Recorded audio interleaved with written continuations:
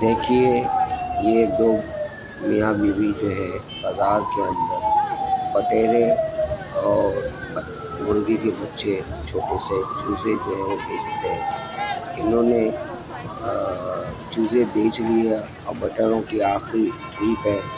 अब ये थोड़ी देर में इसको बेच कर इस बाज़ार से ये सुबह से लगा कर खड़े हुए अपने रिज़्क़ के लिए। दोनों मियाँ बीवी कितनी मेहनत कर रहे हैं, ये पूरा बाज़ार आप देख रहे हैं।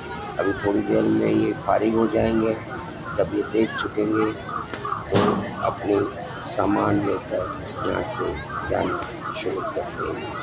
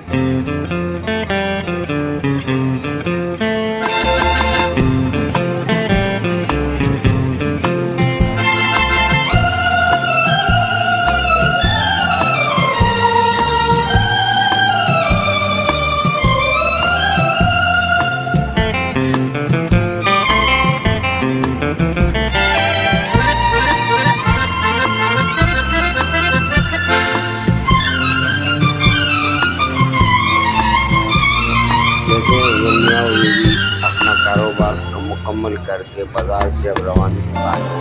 इन्होंने अपने सुबह से लगाया था चूज़े और बटेरे बेच रहे थे।